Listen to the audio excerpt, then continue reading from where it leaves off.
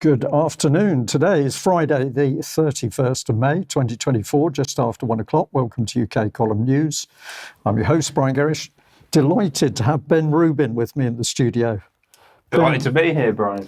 Thank you for joining me. We've also got Debi Evans, who is down in Cornwall, England. I'm going to add to that. And we have a guest today, which is James Roguski. We're going to kick straight off with the Trump court case. I couldn't resist this because here's the BBC headline: Trump rages at verdict as he's found guilty in historic case. First former or current president. I don't think the BBC is too sure where he stands at the moment, but it's about his conviction felon, because of course he hasn't been convicted yet. We've just had the result on 34 counts in the trial of guilty. Hush money trial, courtroom turned to stone, and BBC reporter in court describes Trump's reaction after guilty verdict. BBC biased as always and completely overjoyed. I just wanted to pick up on this, which I thought was really quite interesting. It was comment by the Manhattan District Attorney, Alvin Bragg, who brought the charges against Trump. And we'll hear a little bit of a video clip of him speaking in a minute. Of course, Trump himself had replied saying, "I'm a very innocent man." He's more innocent than innocent. He's very innocent, but at least he's making the point. Let's listen to the video clip of District Attorney Bragg speaking. First and foremost, I want to thank the jury for its service. The 12 everyday jurors vowed to make a decision based on the evidence and the law, and the evidence and the law alone. Their deliberations led them to a unanimous conclusion, beyond a reasonable doubt, that the defendant, Donald J. Trump, is guilty of 34 counts of falsifying business records in the first degree to conceal a scheme to corrupt the 2016 election. And while this defendant may be unlike any other in American history, we arrived at this trial and ultimately today at this verdict in the same manner as every other case that comes through the courtroom doors. I did my job. Our job is to follow the facts and the law without fear or favor. And that's exactly what we did here. And what I feel is just gratitude to work alongside phenomenal public servants who do that each and every day. I did my job. We did our job. Many voices out there. The only voice that matters is the voice of the jury, and the jury has spoken. Well, I just wanted to say to our audience today some very interesting words there, important words. I don't know whether Trump got a fair trial, but one thing we must never lose is the jury trial. The jury trial, immensely powerful. In UK, at least, not only can the jury, of course, find somebody not guilty, they can find somebody not guilty even if they have broken the law. This is something that jury members often do not know, and very often they are controlled by the judge in the court hearing. So I just want to echo back to the audience that at the end of the day, if it's a fair trial without any form of favoritism and a jury is in place, that is very powerful. I don't know whether that was the case in Trump's trial, but for people who worry about law and order and justice in UK and other countries adopting our judicial system or our legal system, it's the jury which has the power in the court. And of course, this is the reason why there is no jury in family courts when the family courts take children away from their parents under false pretenses. I'll leave that one there, but leave the audience to have a think about that. Debi, let's bring you in. Thank you for joining us today. And I think you're going to tell us about the World Health Assembly.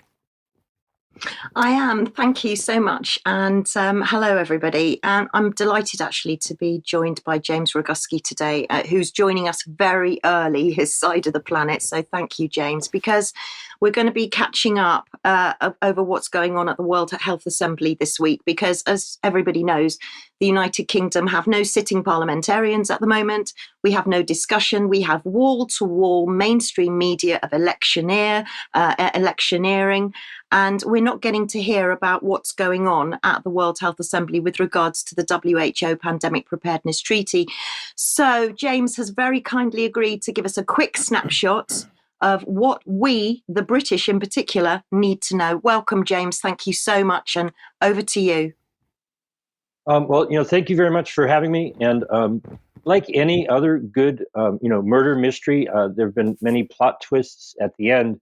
And, as I'm speaking to you today, they should be starting meetings in Committee A of the World Health Assembly to discuss a number of things. And the very last thing on their current schedule is items 13.3 and 13.4, which are the quote-unquote pandemic agreement and the amendments to the international health regulations.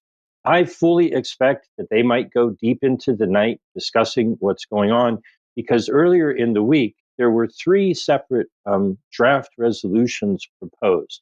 One of them was by France, Indonesia, Kenya, New Zealand, Saudi Arabia, and the United States, which essentially was connected to, on Tuesday, they started a drafting group to continue the negotiations right up to the bitter end. And so as we speak, the delegates are negotiating to try to hammer out a final agreement on the amendments to the international health regulations. We shall have to just wait and see this evening. People can, if you do a search for WHA 77, you should be able to stay up late tonight and watch the live stream to see what happens. It may carry over into tomorrow. Tomorrow is supposed to be the final day when they take some of their final votes and close the session on June the 1st. And there are certain amendments of which I am personally very concerned and paying very close attention.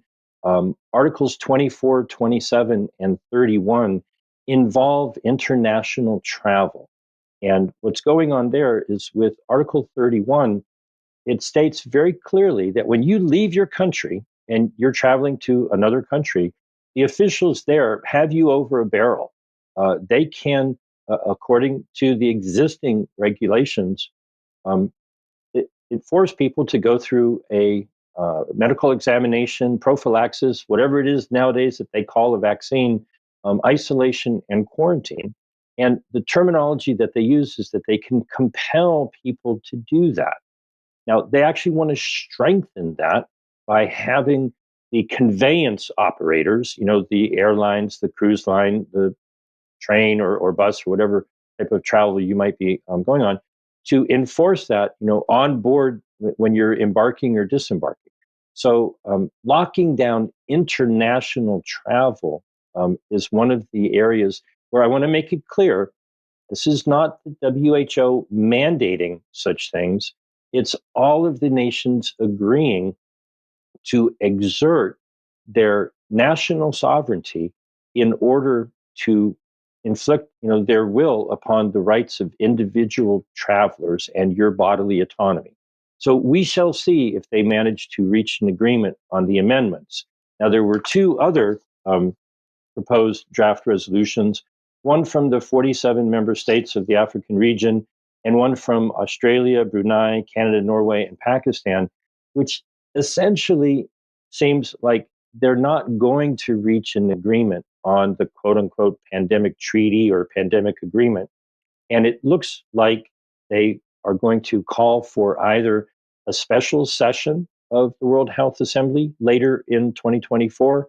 Some nations have called for, maybe push it off until next year's scheduled assembly, next May in 2025.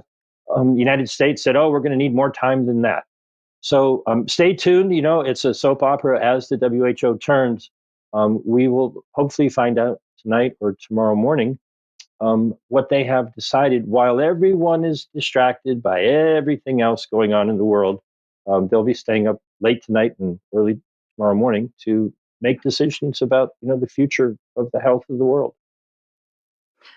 James, thank you so much for that. And I have to say to all of our viewers and listeners as well that whilst half the planet is sleeping, James never seems to sleep. So if you don't catch the WHO during the night tonight, then please go and check out James's Substack, because he keeps it so up to date with literally the latest news. So James Roguski Substack, please go and look at that. And James, thank you so much. We'll be catching up next week to do a massive, great big in-depth post-mortem. So thank you, James, and enjoy your day.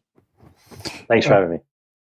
Thank you, James. I'll just say to our audience, of course, James has to be up, I would think, about 3:30 in the morning to give you that short report. So we're going to say thank you very much for the dedication.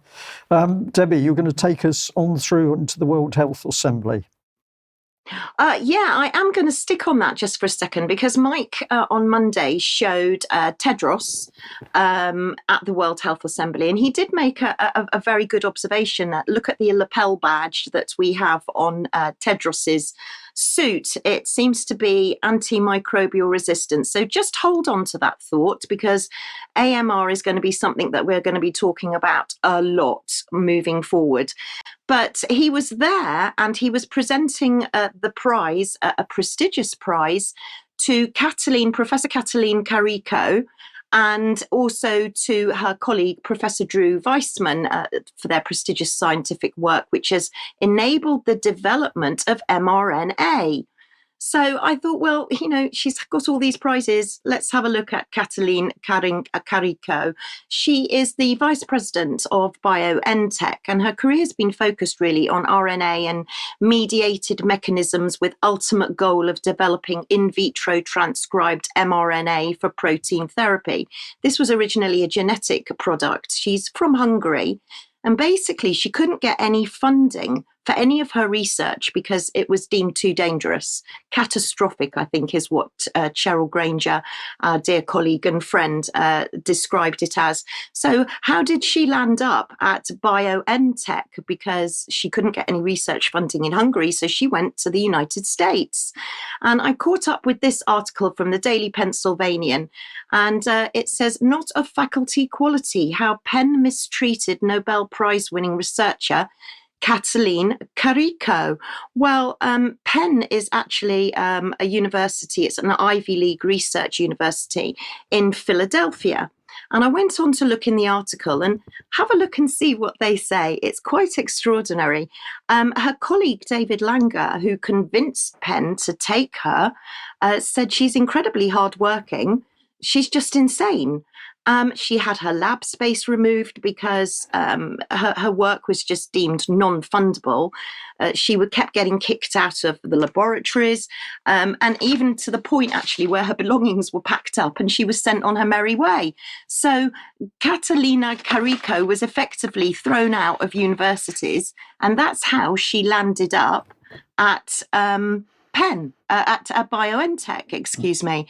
So I've gone to look at the transcript of her prize-winning speech. You can see there the slide transcript for an interview with Katalin Karikó, and we're going to be having a look at that in a minute. But after all that I've said just there, let's just hear it from Katalin Karikó herself. Have a listen to this. Doing science is so much fun. For 20, 30 years at University of Pennsylvania, where I work, I know that people consider me unsuccessful. I was demoted from my position, and eventually 10 years ago I was terminated. I felt successful because in the lab I was in full control. I did another experiment figuring out something, and I could see the progress, and it was fun. So this is a woman that's described as insane, right? So I went back to her Nobel transcript, and I'm just thinking maybe she's a little confused. So when she was asked how she would spend the money from her prize, listen to what she said, and keep an ear out for the word brag. Have a listen. Most likely I would spend the money for education and helping, students. I don't really like to brag about things, but all of the award I got, in Hungary, I never took out from the country. I gave to, organization like helping underprivileged children. So she doesn't like to brag. Well, I'm a little confused because in the next question, when she's describing how she met her colleague, Professor Drew Wiseman, well, I'll let you make up your own mind. Have a listen to the word brag again. I used to work at cardiology department, which belonged to the cardiology section, which belonged to the Department of Medicine. But then from there, I moved to surgery department, which is a different building, adjacent building. But I know the code for the Xerox machine only in the medicine. Surgery, where I worked, had no Xerox machine. And we always had to Xerox copy the scientific articles. So I keep going back to the prior place, and then I could see this guy I had never seen before, and then I introduced myself because I kind of like to brag, and I told him what I am doing, why he was Xeroxing. He's very quiet, and so I mentioned him that I work with mRNA, and he said that he came from Anthony Fauci's lab.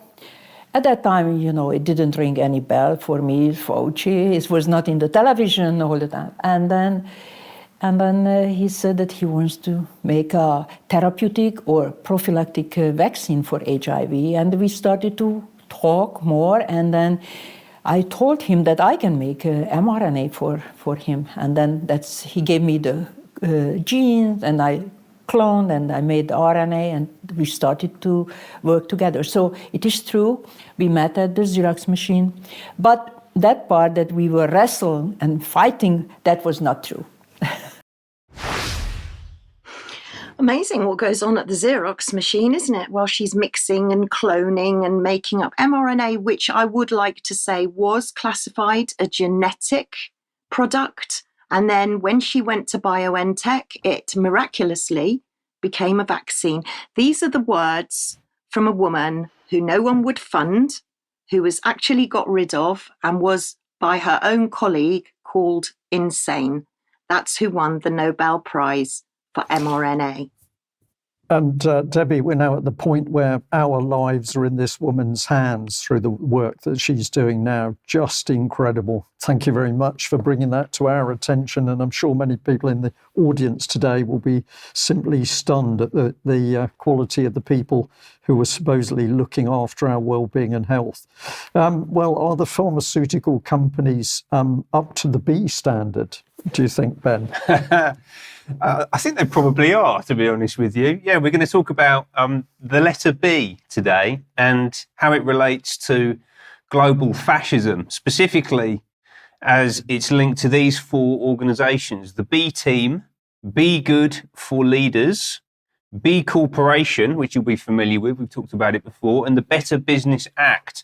And they present themselves as distinct from each other, right? So these are not the same organisations, but they are part of an ecosystem, and they are very clearly linked behind the scenes, and not just by the second letter of the alphabet, which is in all of their names. So I'm going to start by referring you back to this gentleman. This is Paulus Gerardus Josephus Maria Pullman, KBE, aka Paul Pullman, who was the chief executive of Unilever, amongst other things, one of the biggest consumer goods companies in the world. And he now holds 20 concurrent positions, including a trustee of the Rockefeller Foundation, an SDG advocate working on behalf of the UN. He's chair of the Oxford Said Business School, founder of Imagine, which I spoke about in depth a couple of weeks ago, who are reshaping the global food system. And he is also a leader and formerly chairman at the B Team, which is the first of those four organisations that I'm going to talk about. So what is the B Team? They describe their mission as to catalyse a movement of business leaders driving a better way of doing business for the well-being of people and planet.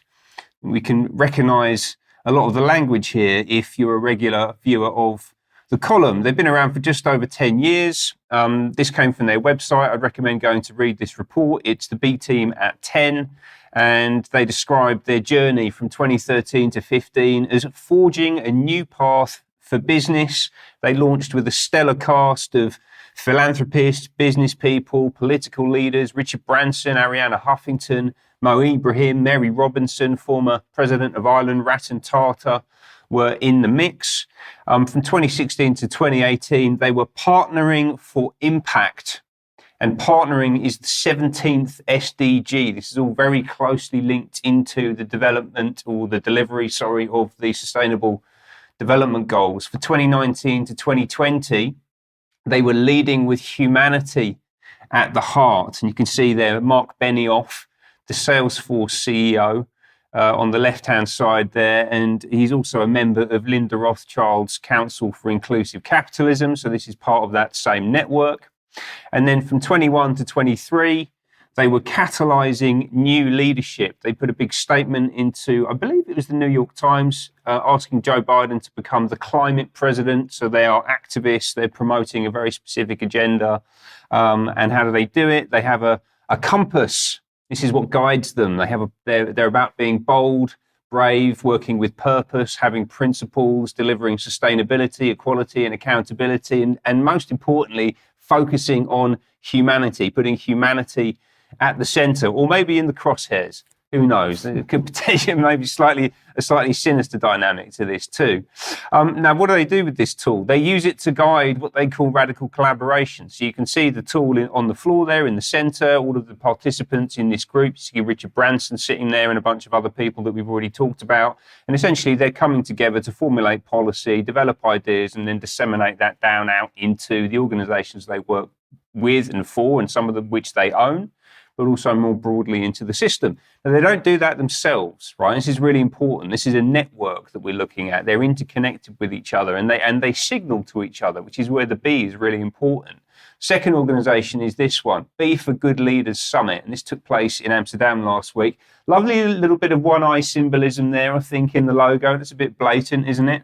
And what are they about? So again, it's business for good. Business must be for good. So they say, finally, business for good is becoming the zeitgeist. It's clear that business has to change and economies have to become regenerative. But who is taking the lead? Well, they're taking the lead, right? They put themselves in the driving seat for this. They talk about their community to do more business, creating more impact. They get involved to fund or get funded, right? This is about bringing capital into the conversation. It's a place where inspiration and intelligence is shared. So this is about a marketplace of ideas, a very tightly controlled marketplace of ideas, a place to connect with like-minded leaders, build out your network, and also to get exclusive access to events, building the new paradigm. They believe that they are building a new economic paradigm, right? And the B movement sits absolutely at the heart of this. So who was at this event? This took place last week, right? So this was in Amsterdam last week. Who was there? So it was a lot of people. But the first one that caught my attention was Imagine. So this is the Paul Polman group that I spoke about a couple of weeks ago, who are transforming the global food system. They were very excited to be there, talking about inspiration, social capital, natural capital, and financial capital. Right? This is a completely new mindset for how business is being delivered. Who else was at the event? They had a bunch of WEF partners, so this is very closely linked into the World Economic Forum. This is a director from KPMG in Switzerland who was speaking. So this is very much about financial services, climate and sustainability, and creating the regulatory environment and the reporting environment to embed sustainable business practices down into the way that things are happening in the market. And this was also directly connected to one of the other Bs that we've talked about. So this was from one of the breakout sessions. And you can see that the title here is Global and Regional Trends on Impact Investing. Yes, this is about money transforming the system. And the question is, what is offered to B Corps? Yeah, so we've got the B leaders, the B team, the B for Good Leaders Summit, and now we have B Corps at that event, right? So these things are intrinsically linked to each other. And let's remind ourselves very quickly about the B Corp movement and what they are about. Throughout history, humankind has created a multitude of different economic and social systems. And while systems are complex, The truth is they were built by people, so they can be changed by people. We can transform from profiting only the few to benefiting all. From extraction to regeneration, and from individualism to interdependence. It is not an unreachable ideal. It is the reality that we, the B Corp movement, are already building. Together, we're transforming the global economy to benefit all people, communities, and the planet. Together, we'll realise our vision of an inclusive, equitable, and regenerative world. Join the movement.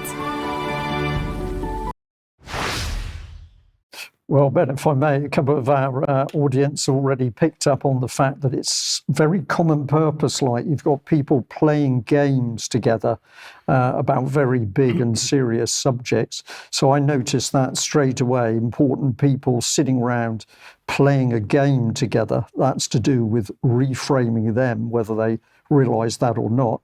But the other thing is we should trust these people because they've abandoned the suits and ties and they've gone the other way. They're in their scruffy denims.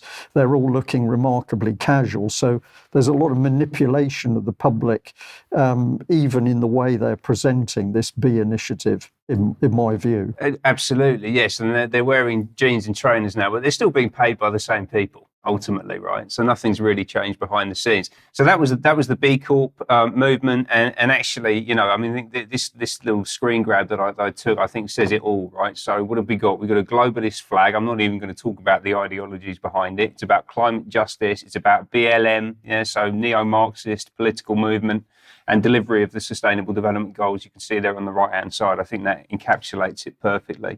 And they're attempting to push this agenda not just into the way that business is done, but really importantly into the regulatory structures in the UK. Right? Let's hear from the Better Business Act.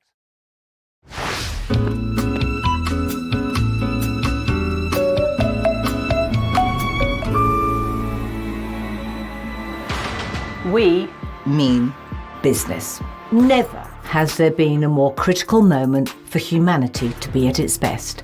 Businesses have to decide, keep being part of the problem or become part of the movement to create a better future.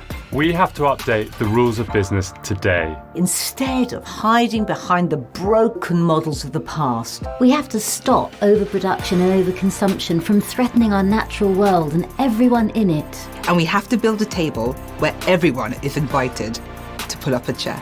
Thousands of businesses are already reaping the benefits of making these changes. But to have a tangible impact, every business needs to do it by default. The Better Business Act is here to make that happen. Prioritising people and planet alongside profit still delivers attractive returns for shareholders. Which means it isn't just the right thing to do, it's the smart thing to do. Right now, the UK economy is in a state of chaos, and this is our opportunity to harness the enormous potential of entrepreneurs, enterprise, and innovation to jolt it back into action. The case for change works in everyone's favour. So we know what we need to do. We back the act. Will you?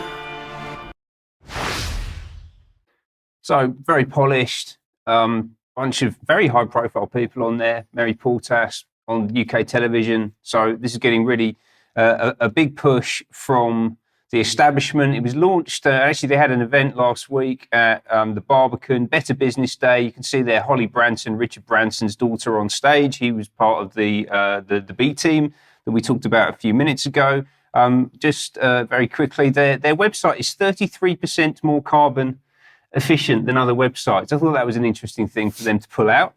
Anyway, and they also have a glowing recommendation here from Paul Polman himself, which ties it back to the B team again, directly, despite the fact they don't talk about themselves as coming from the same organisation. So for my money, the B Corp, B for Good, the B team, the Better Business Act, they all present as separate, but they are linked, all pulling in the same direction towards greater control of humanity. The question is, who's pulling the strings? And actually, I think that it probably goes back here. Right, that's just on to the next one. No problem, Ben. Okay, well, I think it goes to the Rockefeller Foundation, I believe. So. Okay, thank you very much for that. Chaos was mentioned. Chaos, as far as they're concerned, is an opportunity. Is it a coincidence, of course, that members of the Conservative Party many years ago were talking about planned chaos in the future? Could it have been to give them that opportunity? Let's move on. If you like what the UK column is doing, then please join us. And for a mere £5 a month, you get all of UK column news, interviews, seminars, many, many other things. So this is less than a pint of beer, less than a certainly main course Chinese meal, and many other things now have overtaken us in value. So think about it, and if you can contribute with a monthly membership, that would help us enormously. Share the material, that's why it's put out, and I'll just remind people that at the moment we can't engage with Facebook. They seem to have locked us out. We're working on that. And if you want to make a purchase from the shop, that will also help us a lot. Now, an important announcement here, because Sunday the 6th of June at 10 a.m, we're doing a virtual UK column conference. We're going to be talking about ourselves, about the UK column, how we started, how we've been doing what we've been doing, some of the enjoyable things around what we do, some of the things that are not so good. We decided it's time to really talk out to our audience about what we do and how we do it, and we'll give you more information about this in due course. Now, just a little sad one here. We've got a short video clip which is up on the UK column, which is the anniversary of the passing of Arnie Burkhardt on mRNA vaccines. So encourage people to go and see the text, but also to re-watch the video as a man who did a huge amount. Now, we've also got this one about the control group in relation to health. Debbie, can you take us through that a little bit?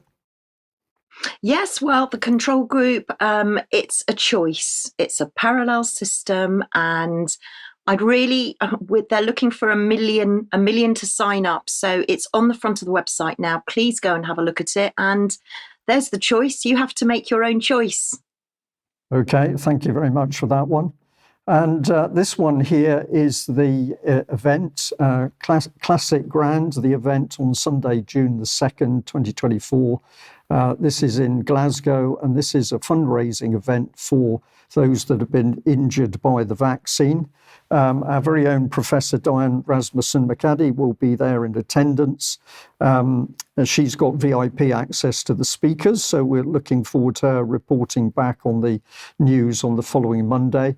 But if you can get involved with this, the aim is to help raise money, and obviously buying a ticket is one of the basic things to do. So have a look at the website if you need more. Now, this is just a lovely little letter that we received, beautifully written, and it made us laugh. It said, "Dear Mike and Brian and all at UK Column News, on Monday you discussed a book by Mariana Spring called Among the Trolls, My Journey Through Conspiracy Land. Diane read it for us. I joked that rather than buy it, I'd pay the £15 not to read it. So that's what I've done. I enclose a cheque for UK Column News for the £15 that the book costs on Amazon. All power to your elbow." So I'm going to say thank you very much for that really wonderful letter. It made us laugh. And yeah, there we go. Now, we'd also like to say a very big thank you to the Light newspaper and their team for the wonderful weekend, last weekend in Cumbria, which was a fantastic 3 days for the UK column of music and chatting and laughter, discussion, most of it just relaxing, but some of it a little bit serious. We had the UK column shop, Kenny and Claire here setting up with some of the items for sale. Team photograph a little bit later after we'd been joined by Charles Mallet and his family. Weather not too good, as you can see, but it didn't dampen things down at all, except in a rather wet way. This was the view out of the shop. That's a very small part of the campsite, so we think about 2,000 people there. really well organised and great fun. Let's take you on to another shot. Spectacular scenery all around us. And as I say, many, many happy families around. Some of the tents there, some of the tents were on site for people to move in straight away. Others came equipped. So there we are. We've got another event coming up. This is the Sounds Beautiful Festival 2024. This one's in Dorset, and that's coming up in June. So I'm looking for the date there. Where are we? June the 27th to the 30th. So that's another event. UK Column will be attending if you can get there. We look forward to seeing you. Now, one of the important things that came up at the Light Festival were many people talking about Independence Day, 4th of July, and the need to vote for independent candidates to try and break through politics in UK. So here we are with the Gloucestershire team of independents who kindly sent us a little image to help promote what they're doing. But many people now deciding not to go near the political parties and standing as independent, even when teamed up with a group of other independents, I think, Ben, is a great way to go. Now, let's move on to serious things. And Ukraine. Well, Ukraine, of course, is still a dreadful war with men and women being slaughtered on the battlefield. But as far as the BBC is concerned, the bloodshed isn't going in the right direction. So I'd just like to point out to you that Ukraine has now slipped to the 6th place in the BBC's priorities. It was, of course, right up at the top. But now, oh dear, the Ukrainians are fighting, but they're losing. So the BBC's dropped them down the scale. Now, I thought what I would do here is just show you some of the clips of the brutality of the fighting and the rise of drones. So we've got a picture here of a vehicle trying ultimately to hide in the tree lines. It's remarkable that in 2024 on this major battlefield, we still have troops trying to hide amongst the foliage of the trees. But of course, the drones are hunting them out on both sides. And this is particularly brutal. Here's a drone strike, and you can see the sheer power of it. This is another image. In this case, it's a vehicle getting hit by a very accurate artillery shell. And of course, men dying as we watch that video. This shot from a drone gives us some idea of the bombing, the scale of the bombing in defended positions. So you can see big hits by the Russian guided bombs to the left of your picture. But also you can see the countryside, which is a mix of these open fields, residential areas, low rise, and the tree lines. Here we've got another shot of the sheer power of the munitions which the Russians are now using, extremely accurate. So these are taking out strongholds of the Ukrainians within the low-rise areas of villages. And this one gives us an idea of what happens when an attack goes in on one of the so-called strongholds, which is high-rise buildings that the Ukrainians are usually using as some form of defensive position. And I have another shot here of immense power as weapons are dropped along a tree line. And you might be astonished to know that that short tree line formed one of the major Ukrainian defensive positions to the north of the country and was fought over viciously for several days as the Russians tried to move south towards Kharkov. So there we are. But this one really is it's terrible to watch. This is a drone actually hunting one individual Russian soldier. This is happening on both sides of the line. He's firing it with a purpose-built battlefield shotgun, effectively, but eventually he runs. And in this particular instance, this man survives, as you'll see when he gets up on the shadow on the ground. But this is the reality of the West's support to the Ukraine war, allowing individuals to hunt other human beings. It's truly disgusting. And this one is a very sad clip. It's been heavily censored, I'm pleased to say, before it was put out on social media. But this is the Russians finding that the cellars of many buildings in these areas are simply full of Ukrainian dead. So that is the background to this horrific war. If we stop the weapons to Ukraine, the war would stop overnight, but that's not the West's plan. The West's plan is to increase the bloodshed. Let's have a listen to Boris Johnson speaking to the Azov Brigade. Thank you to the heroes from the Azov Brigade who warned us about their president tonight. Give the Ukrainians what they need. Give them the weapons. Give them the authorization to use those weapons outside their own borders if necessary. Now, absolutely ludicrous that Ukrainians should be forbidden from doing what Putin is doing himself and attacking Ukrainian forces. Why on earth shouldn't Ukrainians be able to attack Russian forces mustering on their borders? Give them those weapons, give them the attackers, give them the budget, give them the air defences that they need. It's the single best investment that we can make in the defence of the whole Euro-Atlantic area, is supporting Ukrainian heroes. We rely wholly on heroes such as the people who are here tonight with us from the Azov Brigade.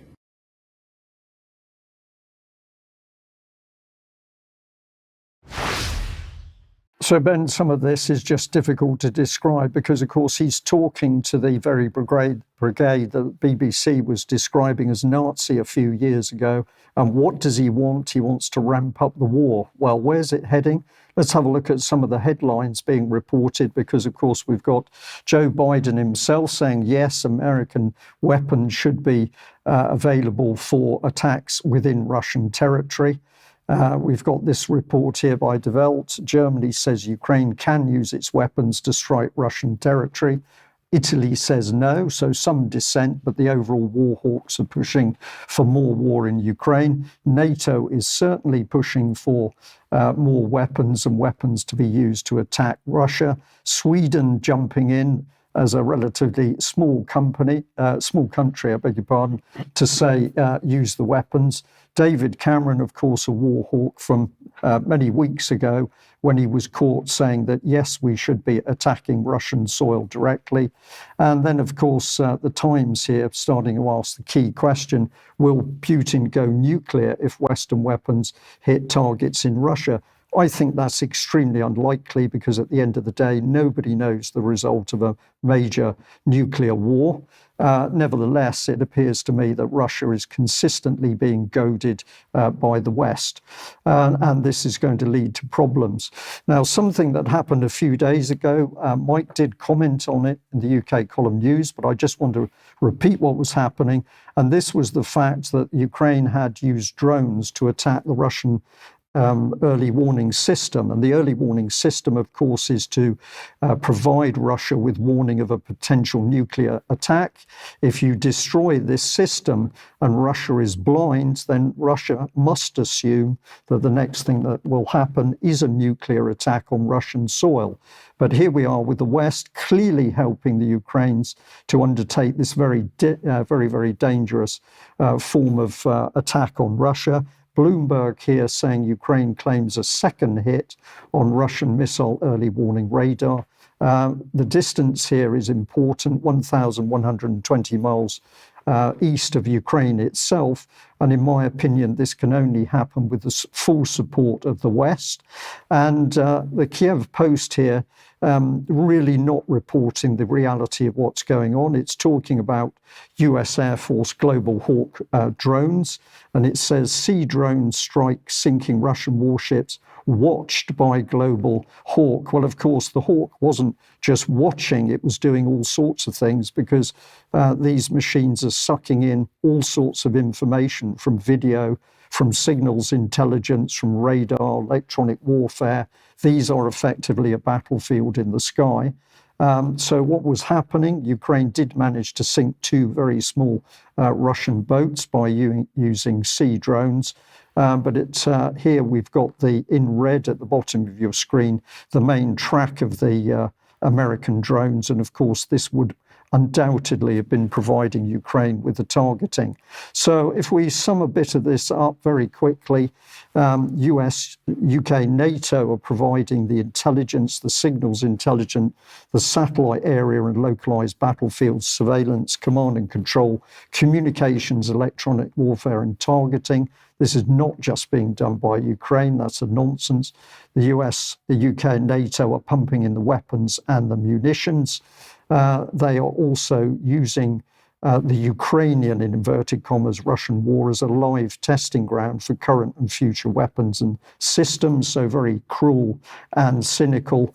And at the end of the day, it's left to Ukraine to provide those troops who are literally cannon fodder for those immense explosions that you've seen in the video. And where are the deaths? We think somewhere between 400,000 and 500,000 on the Ukrainian side. But of course, nobody in the West is reporting that. So where do we move from that? Should it be that we're talking about Tony Blair? We've seen Boris, but Blair is the man, of course, who was winding up war in the Middle East all those years ago. Look, absolutely, yes. We need a moment of national renewal, and who better to step into the breach than Tony Blair, who's just issued over the past couple of days a new report calling for a new national purpose. A new national purpose is a very profound statement. We're going to harness data for health. Right. So what is this all about? The UK has a unique opportunity to become a world leader in the use of health data to drive research and innovation. Realising these public benefits requires the NHS to collaborate with the right partners, public sector organisations, non-profits, academia and private companies without compromising its core principle that healthcare must remain free at the point of use. So this is a public-private marketplace paid for with your taxes, where the pharmaceutical industry is able to experiment on the British public algorithmically, automatically across this data platform. And this is going to be our new national purpose, according to Tony Blair, who is the man pulling the strings behind Keir Starmer. What are the 4 recommendations? So one is setting up a national data trust by 2026 as a company owned by the government and the NHS with co-investment from industry. They're looking for £150 million of external investment, which means industry will own this core national asset, will have part ownership in this core national asset. Number 2, consolidating other existing health data access points, so making this the single source of truth for patient data across the entire integrated health system. Number 3, creating a coherent clinical trial service by integrating the efforts of National Institute for Health and Care Research and NHS England. So this is very much about trials. This is about the pharmaceutical industry first and foremost. And finally, amending legislation on data controllership within the NHS to move away from the current model where general practitioners are the sole controllers of a lot of patient data. So this is about putting more power into the hands of the system administrators and taking it away ultimately from clinicians working on the front lines, and as an extension of that, of patients as well. Now, not wishing to put the cart before the horse, they also issued a target operating model for the new platform. So this is a detailed document that came with the report, which explains exactly how you'd build it, has detailed technical architecture, a roadmap for implementation, recommendations for how to overcome objections and move this through the regulatory process, and ultimately put this outside of the control of elected politicians and into the hands of this public-private consortium that they want to run this system. Now, this all sounds quite suspect, so Blair has sent an emissary to assuage our concerns and convince us that this is actually a good thing. Let's have a little listen to what he has to say. The NHS is not savvy enough to use data properly. I don't think that's true.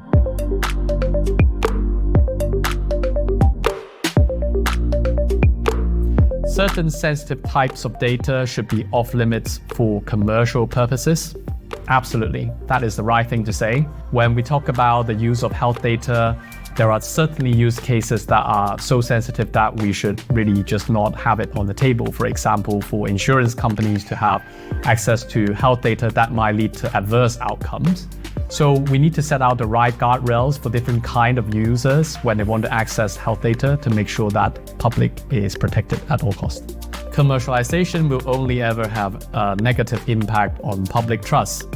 It depends on how you do it, because if you do it wrong, not engaging with the public, not really being transparent, not making sure that public concerns are properly addressed before you move forward, then obviously whatever you're going to do is going to risk losing public trust. The TBI proposal here is very attentive to that. The NHS is not savvy enough to use data properly. I don't think that's true, because we need to give a lot of credit to the NHS in terms of how they are really trying quite hard to make sure that this works. So the Data for R&D program and the ongoing initiative for secure data environment is a good example of that. The UK is already attentive to the question of how to make better use of the data resource to drive better health outcomes and innovations. And to accelerate that, the government needs to pay more attention to it so that there's more political awareness, and then it needs more resources. TBI's proposal here is to try to think of a way that can radically use NHS's resources to deliver outcomes that would benefit the population. And it really builds on what NHS is doing right now. So we have a foreign national, I believe, Henry Lee. I believe he's Chinese. Policy strategist. I think he appears to be like early 30s. Right? This is a very, very young guy. He's been at the Blair Institute for just under 2 years. He started off as policy lead for the Global Health Security Consortium, focusing on adult vaccination, pandemic preparedness and response.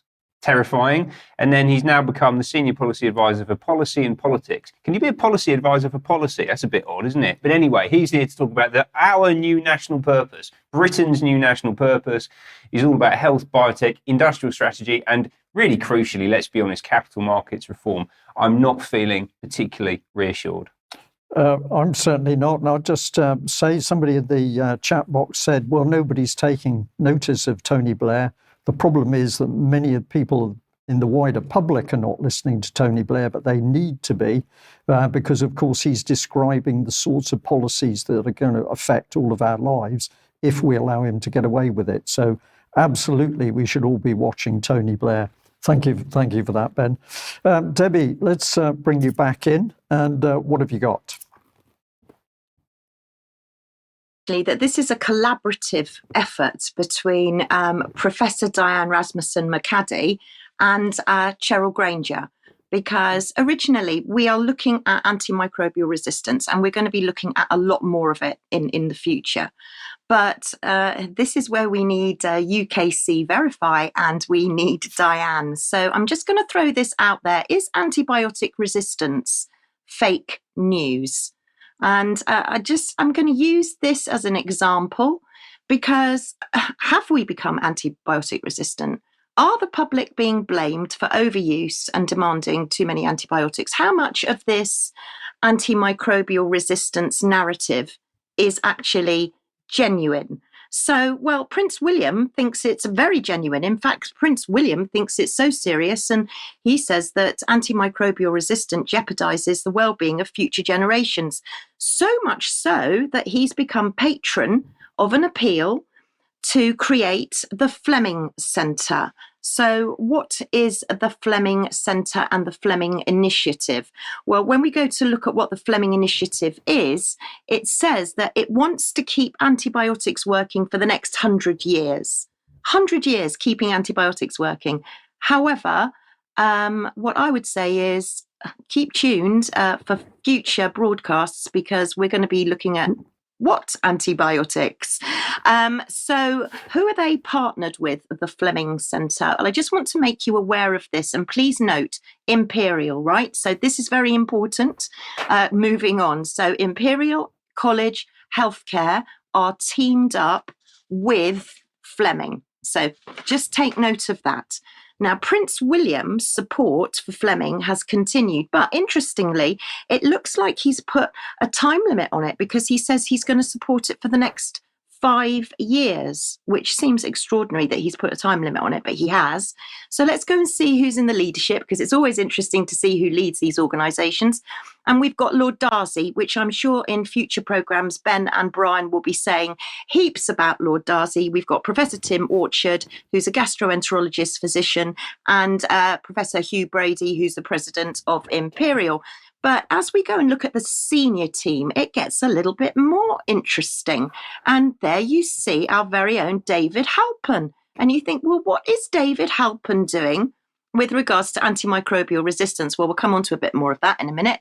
And there we have our good friend, Dame Sally Davis, the UK Special Envoy for Antimicrobial Resistance. We've spoken about her before, Professor Alison Holmes and Professor Mary Ryan.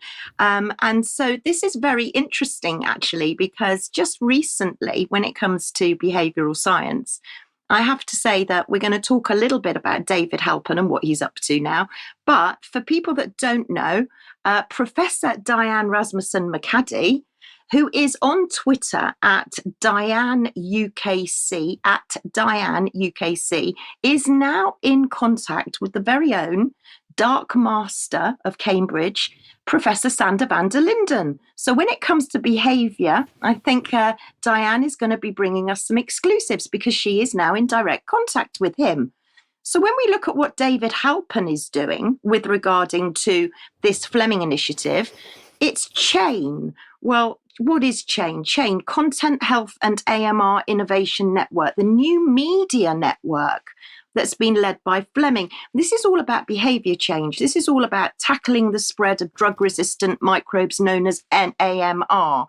But they talk about partnering experts in entertainment, in experts in communication. So are we actually looking at new trusted messengers? I think we might be. But even more interesting, there's going to be this mass video message put out in September 2024 when the United Nations are having their very own summit on antimicrobial resistance. So our social media and our television screens are going to get bombarded. So this is what we've got looking forward to.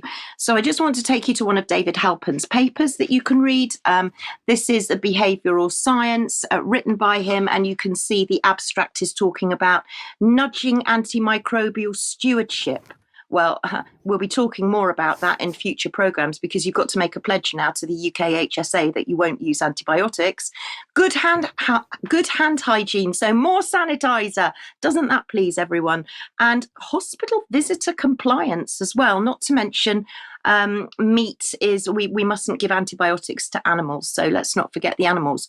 So that's part of the team. But then I was really surprised to go further on in the team because I see three more faces. Rachel Davis, who is Lord Darcy's Chief of Staff, Dr. Emily Scott-Deering, who's curator, and there's Professor Graham Cooke, Vice Dean of Imperial Lead Infection AMR. Now, I want to remind you who Graham Cooke is because I'm very familiar with Professor Graham Cooke because he is actually the interim co-chair of the MHRA.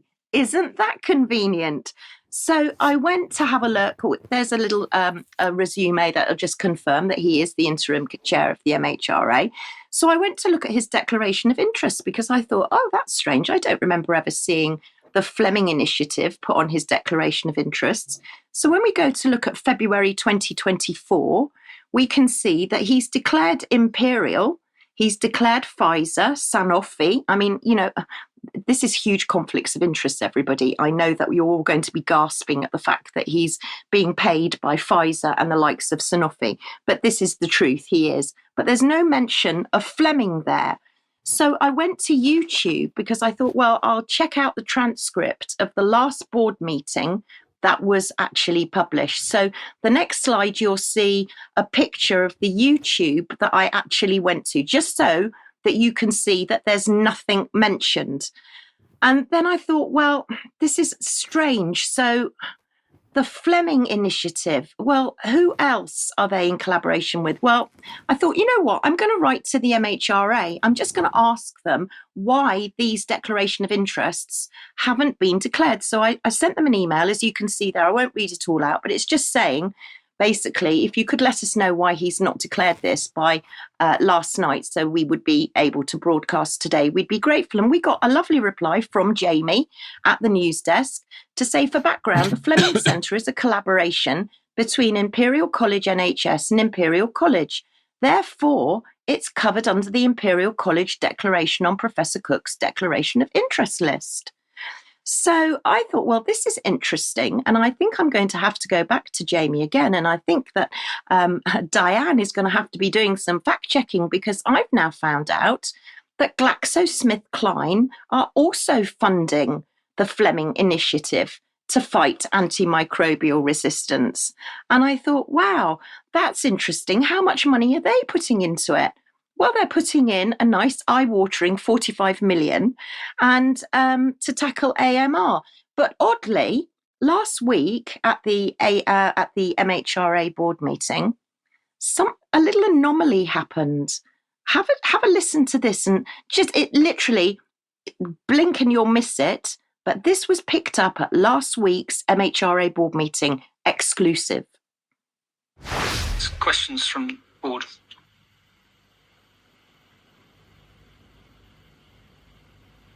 Don't be shy, or I'll have to ask about AMR.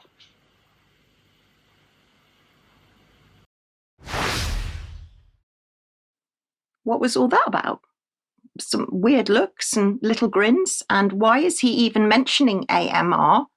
Because it wasn't on the agenda. He hasn't declared it. And now that he's involved in AMR, technically the MHRA board meeting should be like musical chairs and everybody should be getting up and walking out. But I've never seen anybody walk out of an MHRA board meeting. So I went to the Declaration of Interest of January 2023. I trawled back all of the MHRA database and I found out where he did declare his interests in Imperial. And here it is. So you'll see there, Professor Graham Cooke, he has declared that he's updated his declaration due to involvement in a project between Imperial College Healthcare Partners and Pfizer.